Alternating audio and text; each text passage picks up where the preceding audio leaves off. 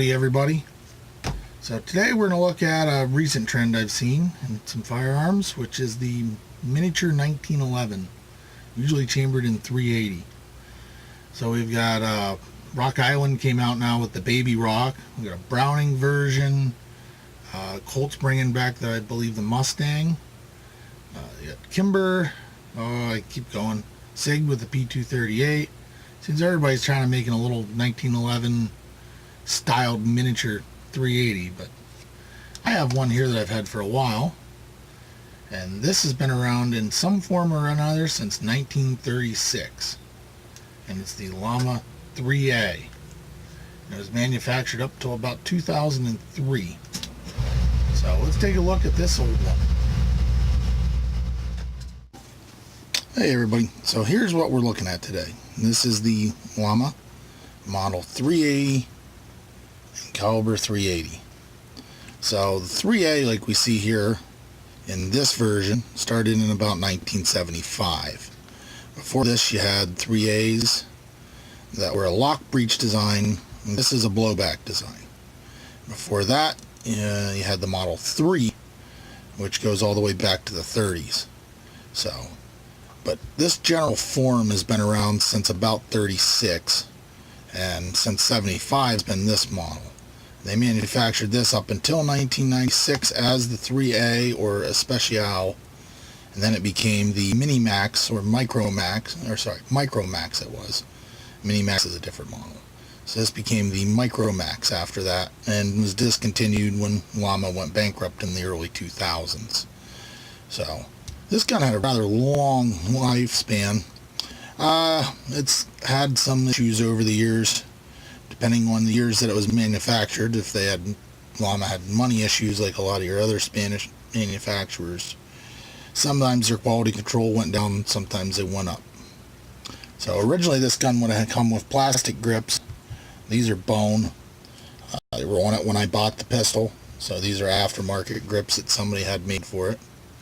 And it really is basically a 2/3 scale 1911.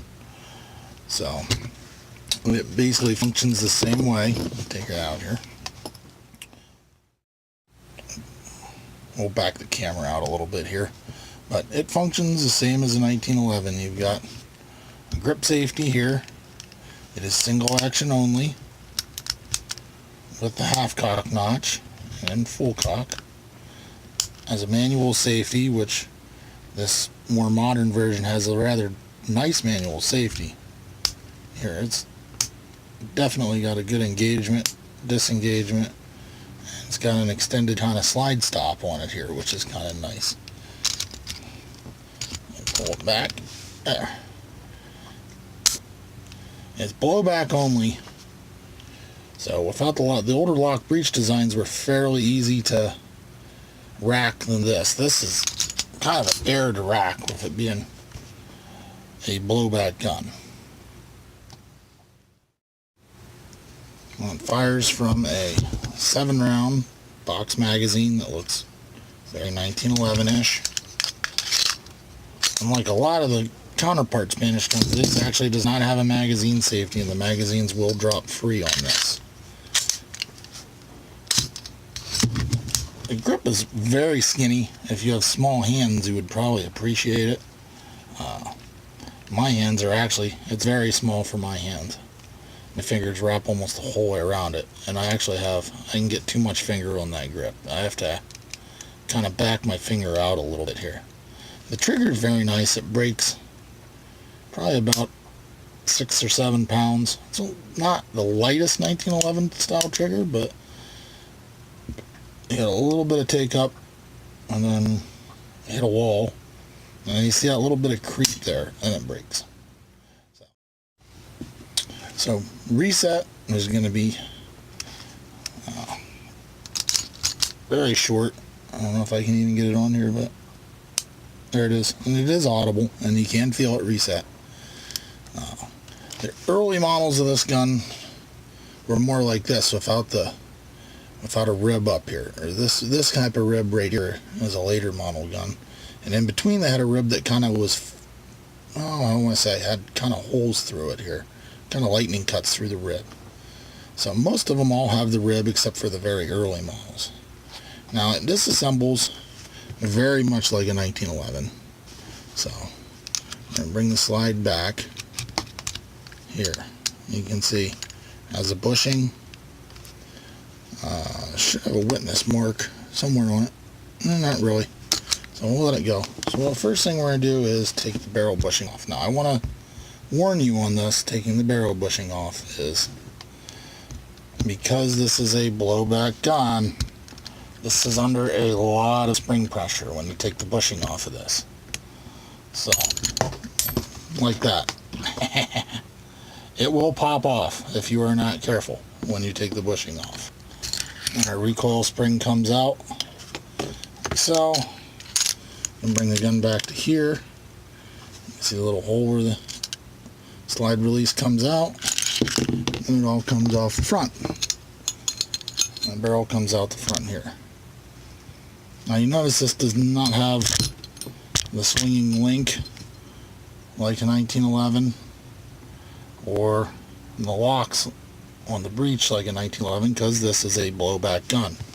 It fires with just the spring tension keeping it firing from your recoil spring. This one functions okay. It needs oiled, and I apologize. I've already shot the range footage for this, and I did not oil it, and I had 2 malfunctions at the range while I was running ammo through it, and it's probably because I did not oil this very much. So disassembly or reassembly is going to be much the same way. Slide your barrel back in like so. I'm going to take this plug, put it on the end of the barrel. I'm going to put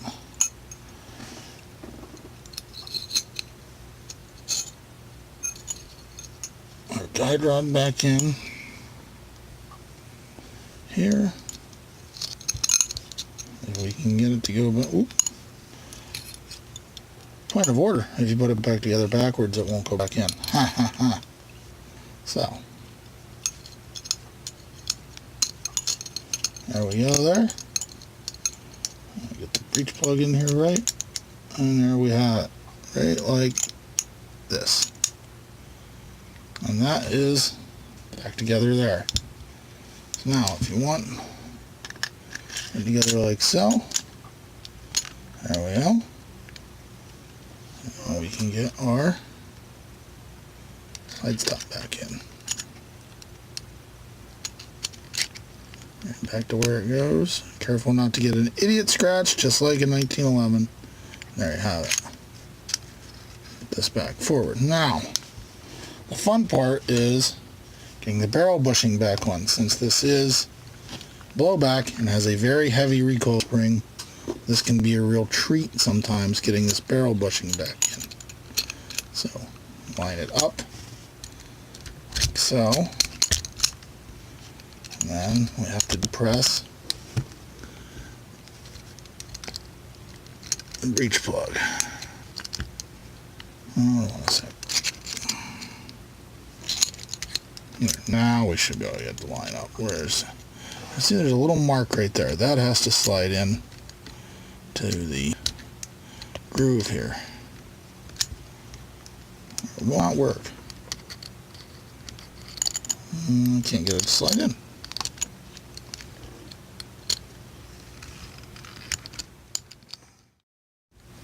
Okay. I successfully put it back together before, believe me. So you gotta get something, get this breech plug down. There we go. Like I said, it's kind of a pain in the butt. Be careful, you can see mine's a little scratched up. That's from doing that. So, we're back together now. So, there we have it. Alright, so, let's take this little guy out to the range here. We'll see how it fires. How's that sound? Well, I already shot the video for it. So you're going to see how it fires anyway. Alright guys. Alright everyone, well, we have our Llama IIIA out at the range here today. So let's see how this old 380 1911 will shoot.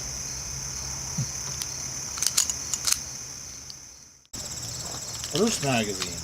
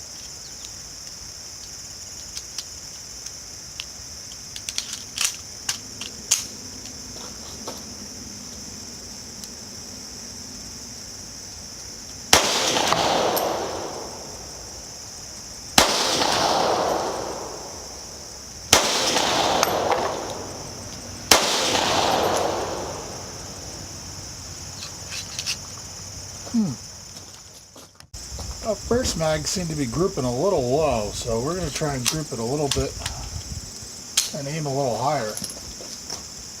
Grouping low and to the left.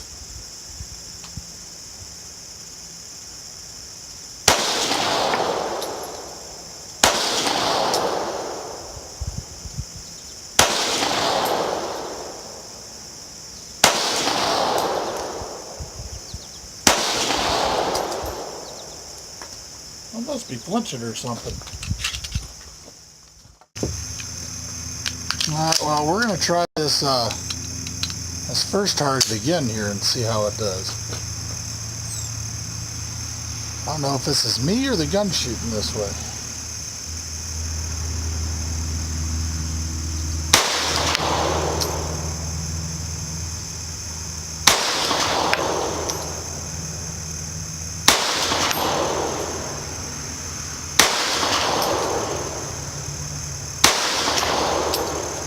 Well, I would say that's definitely me then. Because when I took my time that time, it puts up a pretty damn good group. Well, let's run some steel with it and see how it does on that.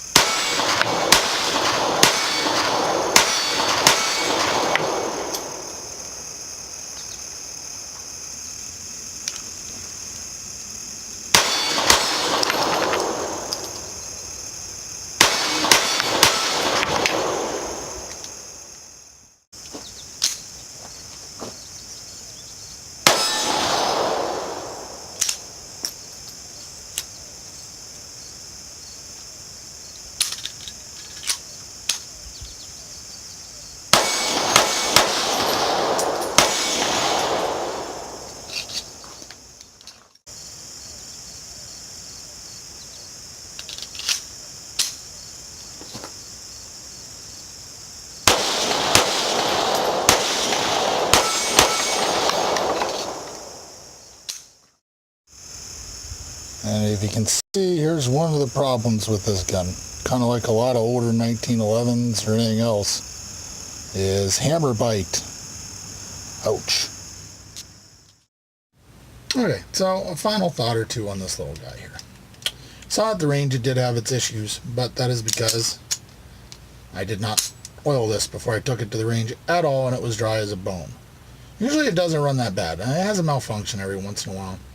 It's not what I would call as reliable as a modern pistol. In fact, I'm betting a lot of the modern relatives of this are a little bit better in the reliability standpoint.